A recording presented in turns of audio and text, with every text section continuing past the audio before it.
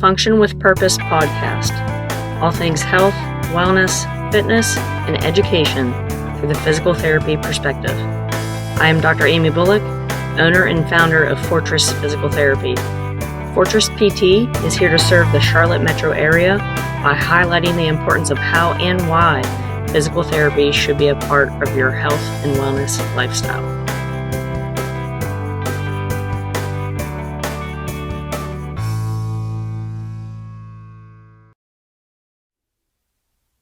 Here we go.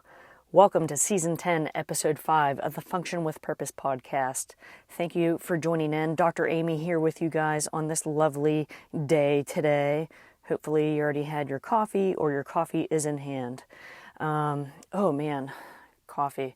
Well, this morning, as I shot this, or right before shooting this, I picked up a quick Starbucks.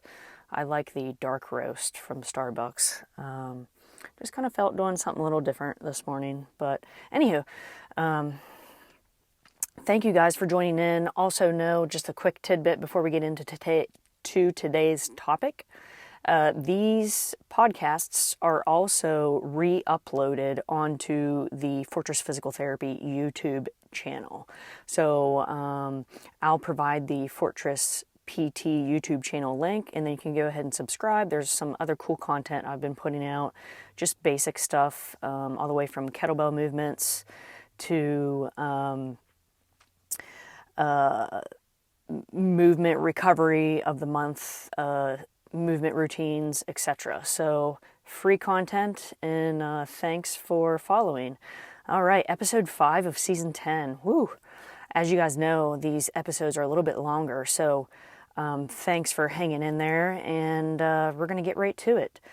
Expanding your range of function. That's today's topic, range of function. First of all, what does this even mean, Amy? I have no idea what you're talking about.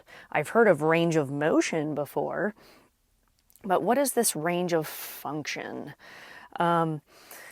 So I guess my personal definition, and perhaps you may have looked this up on some social media platforms, or even Dr. Google, range of function. So functional movement, right?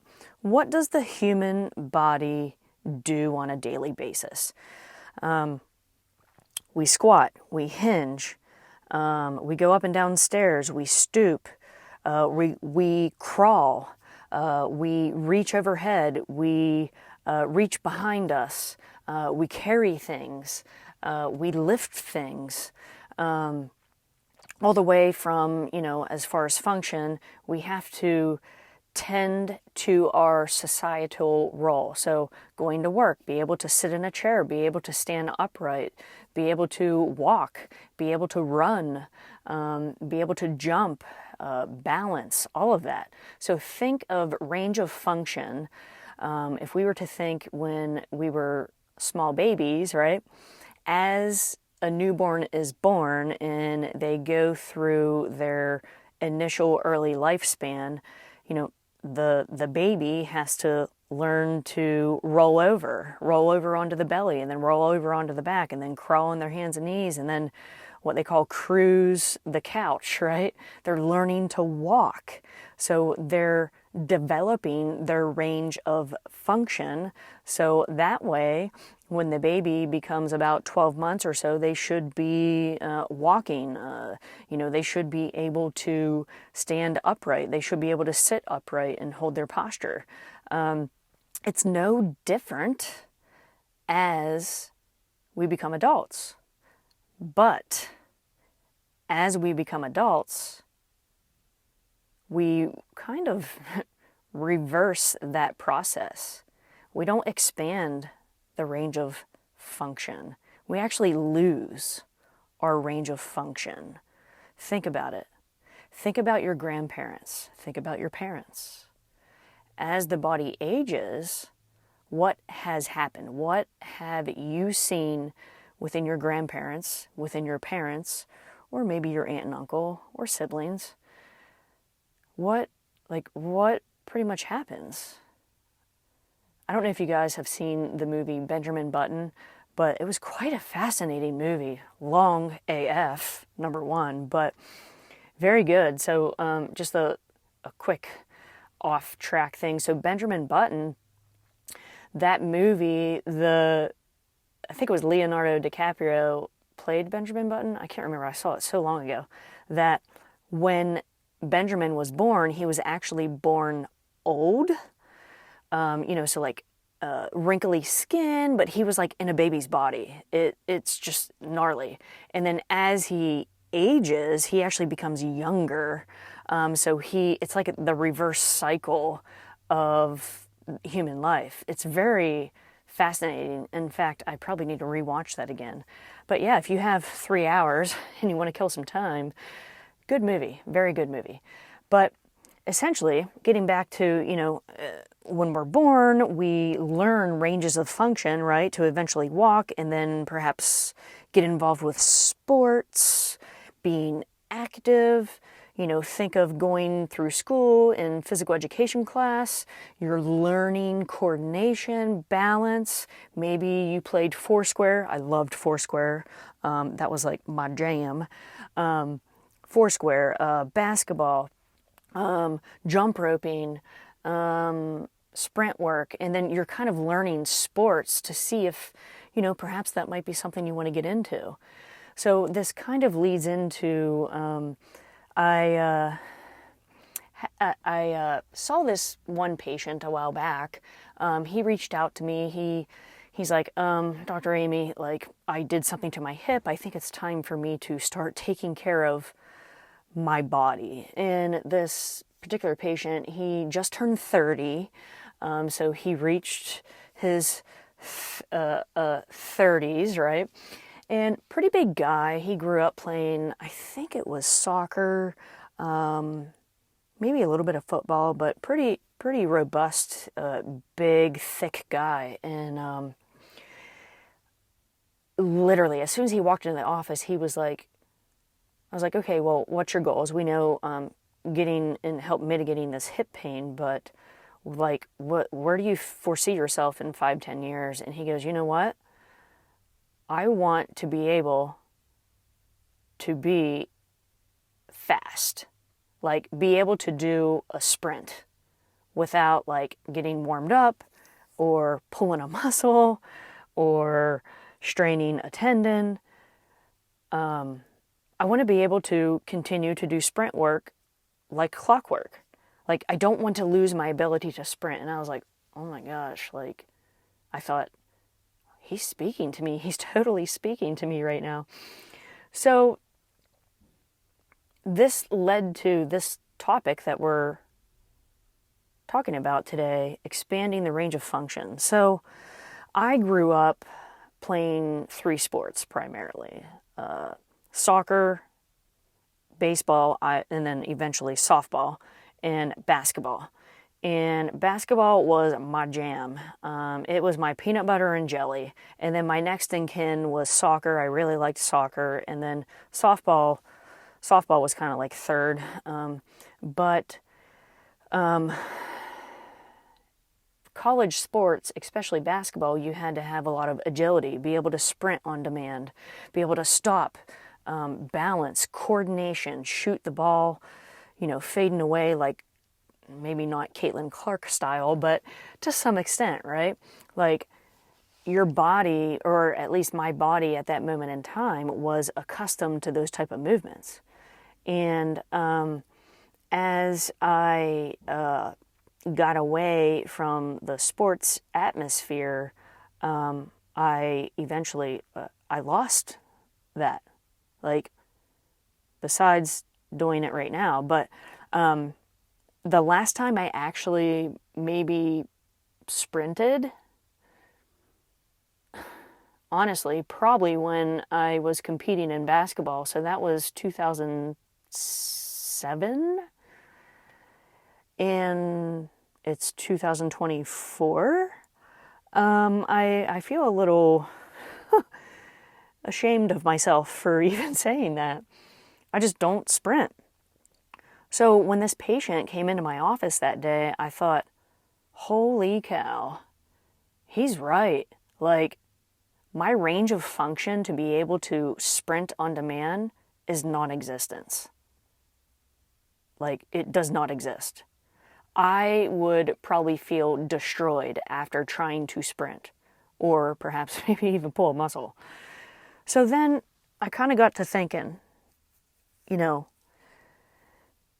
some of us, or maybe the majority of us, like I had the opportunity to play basketball in college, and then I actually played 3 years of basketball in college, my freshman through junior year, and then ended up switching to soccer my senior year. And, after playing sports 4 years in college, I lost that sport mentality. I lost the components of sport. And kind of reverted back to just the minimal, normal range of function, which I kind of already described, right? Like, I quit sprinting, I quit agility drills, I quit plyometric, all that.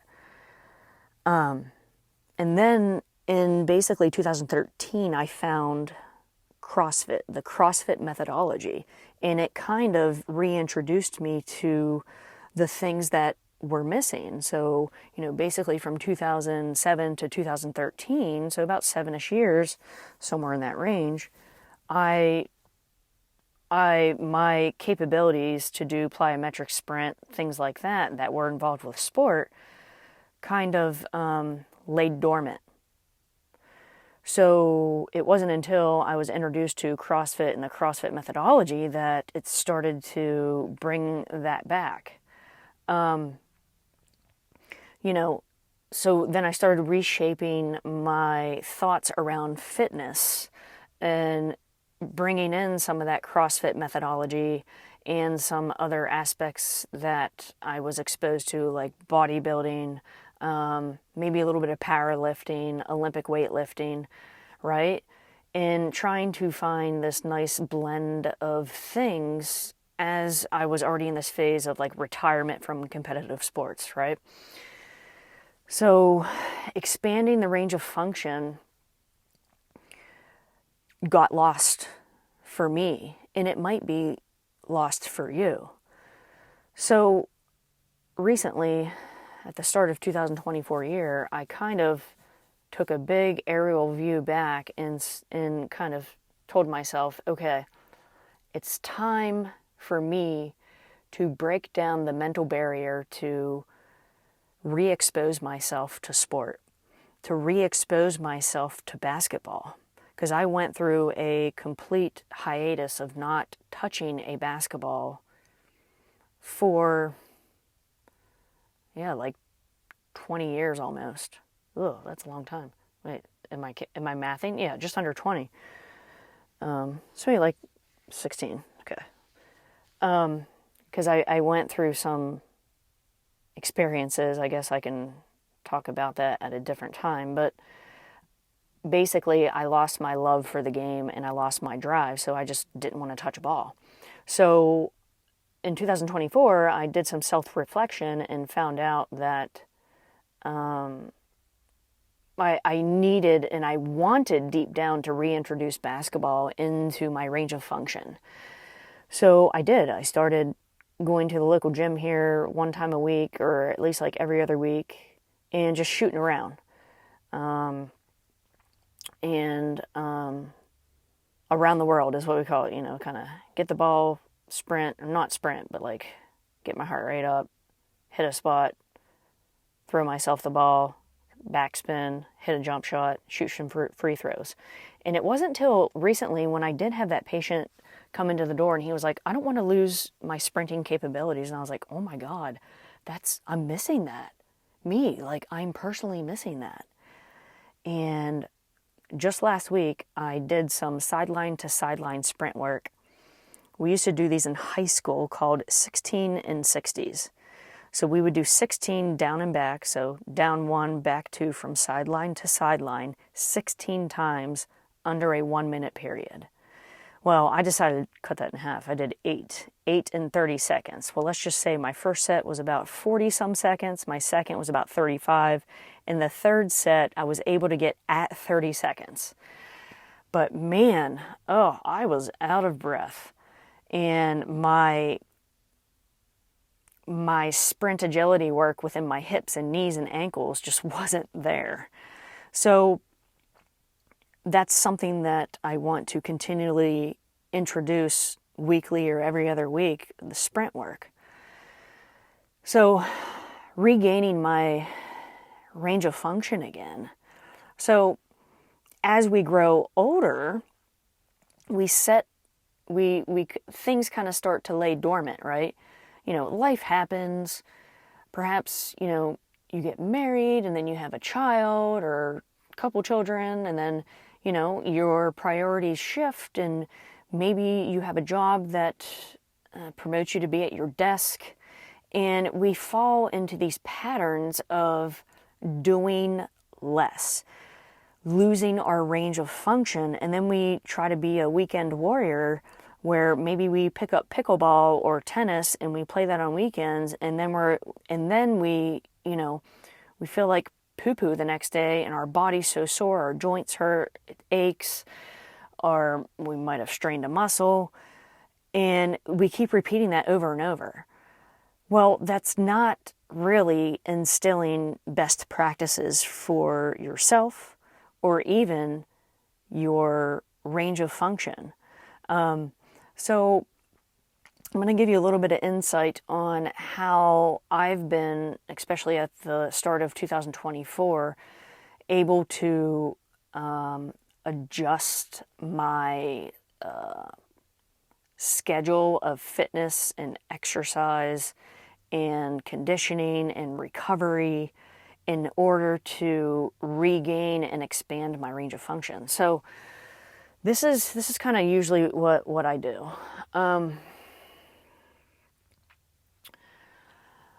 So my weekly training or exercise regimen is that every day I'm kind of doing something. So my Mondays, Tuesdays, Wednesdays, Fridays, and Saturdays, I am doing a blend of resistance training / bodybuilding / rehab, Olympic weightlifting, powerlifting, in order to hit those many different aspects of physical function. So there's a nice blend of those type of methodologies in my training routine, and still sprinkling in some CrossFit metabolic conditioning 2 to 4 times a week. And now I'm also doing on Saturdays as well, is doing some partner CrossFit workouts. So that usually happens about 1 time a week, where I'm actually partnered with one of the athletes or gym members at my gym, and you kind of work together. So that kind of is starting to help me bring back those memories of teamwork, right? Because when you're on a basketball team, right, you have to work together, you have to communicate, you kind of get this vibe or sensation with someone when you're working out with them and actually performing the work together, that there's just like this nonverbal communication that happens, and that when that person's done doing specific reps on a specific movement, that you're able to pick it up right away. So I'm starting to instill that a little bit more and more, which has helped my mentality. So that usually happens once a week or every other, on Saturday mornings at my CrossFit gym. And so going back Monday, Tuesday, Wednesday, Friday, and Saturday, I am doing a blend of heavy resistance training, some bodybuilding, some like physiotherapy rehab, where I have to pay attention to the smaller muscles and movements to keep my joints healthy, as well as Olympic weightlifting and some powerlifting type movements. And then even on those days too, there's some sprinkling of CrossFit type conditioning. And then only one day a week right now, I'm doing partner workouts on Saturday mornings after the structured training that I do in the morning. After that, I do a partner workout. So that leaves Thursday and Sunday, basically. Like what do I do there?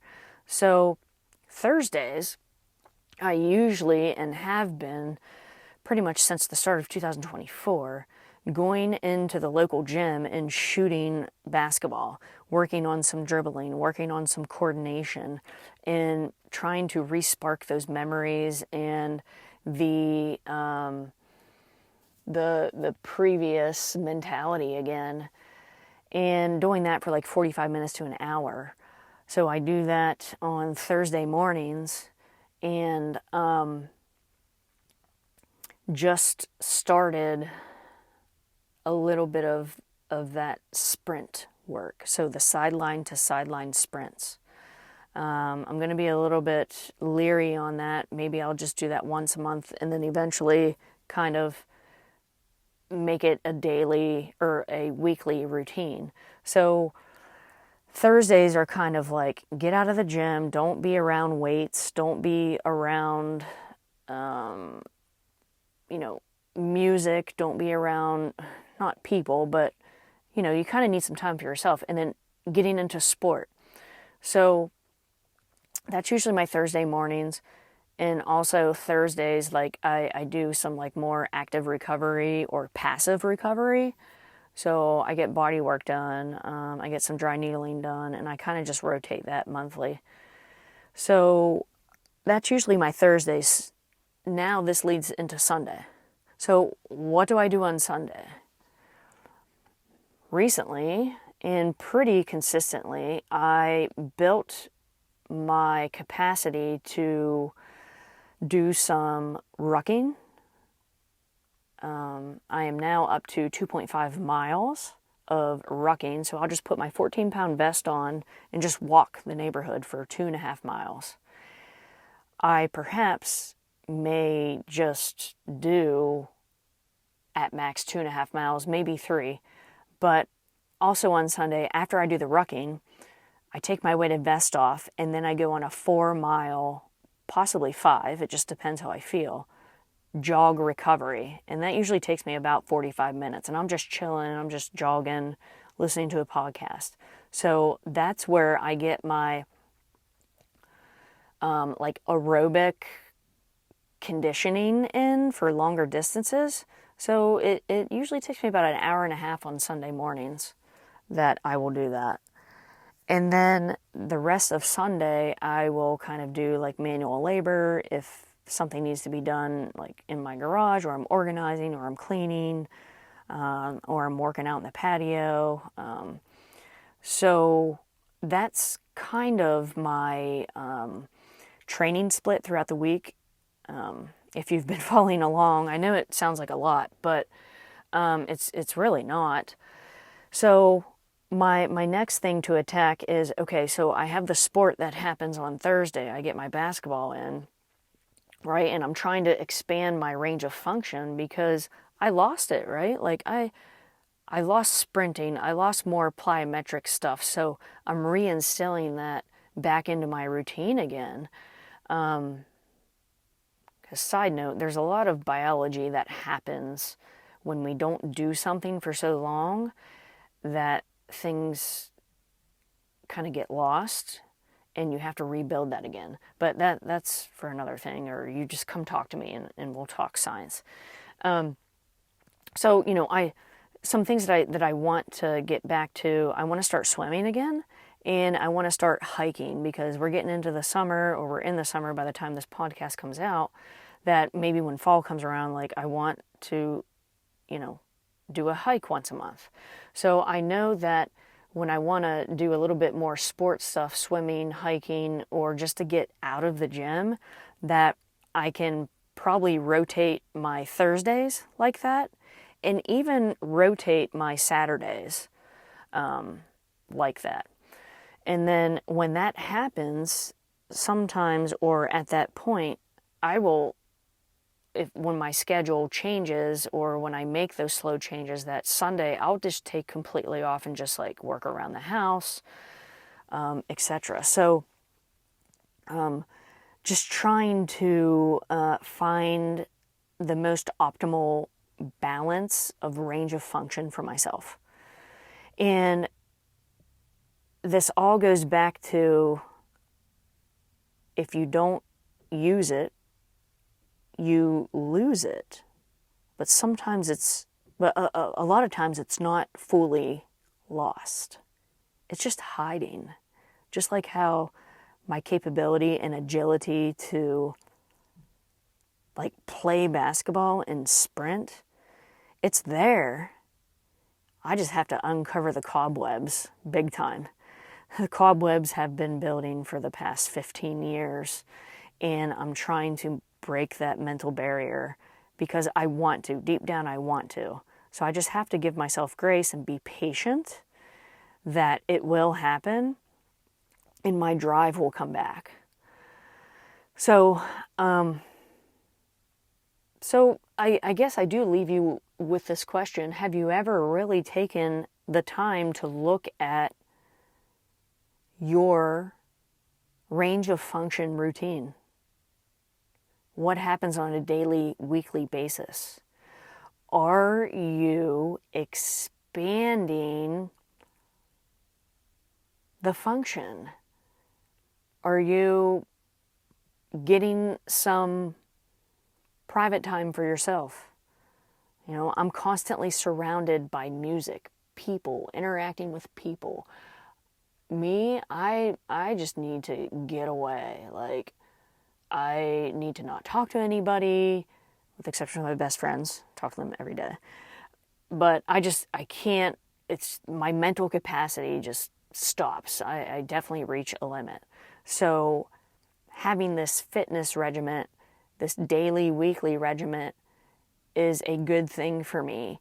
And I know I'm doing myself a major favor in the future to expand my health, expand my life, right?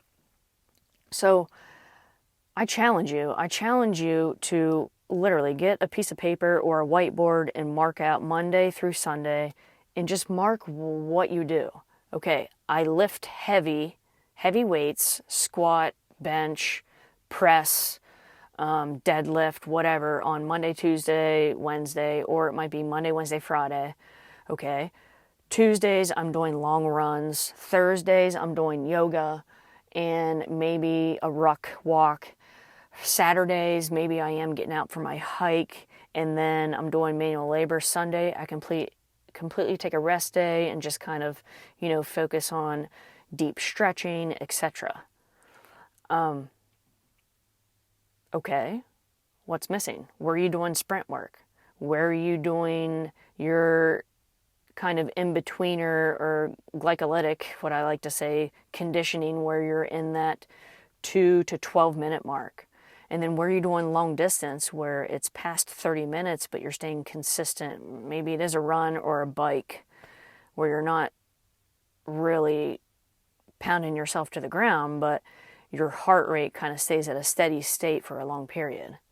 So I want to shout out to that patient who walked through my door for his hip issue, but then he really helped me take this aerial view of, okay, where's my range of function?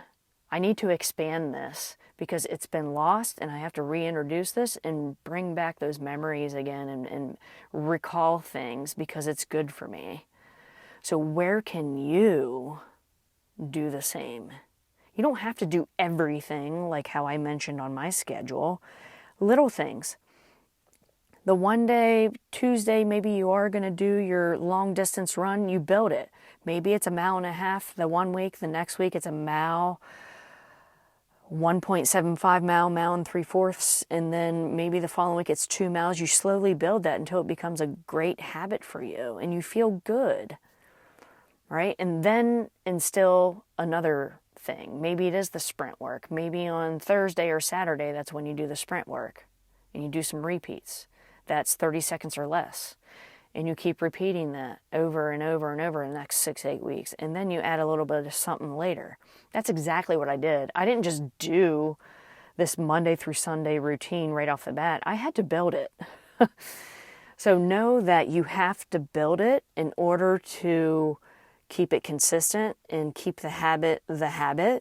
And then your tissue, your body, your nervous system builds its capacity to do so. So, thanks for joining in. 30 minutes of talking with Dr. Amy. Don't forget, check out the YouTube link, subscribe, I would appreciate it, and then we'll see you guys on the next episode.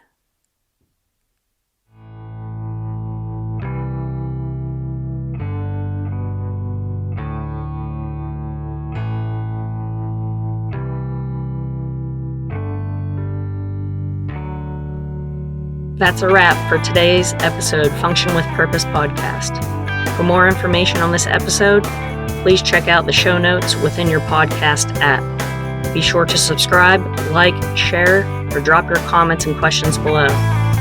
Follow us on Facebook, Twitter, Instagram, Google, YouTube, and LinkedIn. Thanks for the listen. Pursuit, precision, purpose.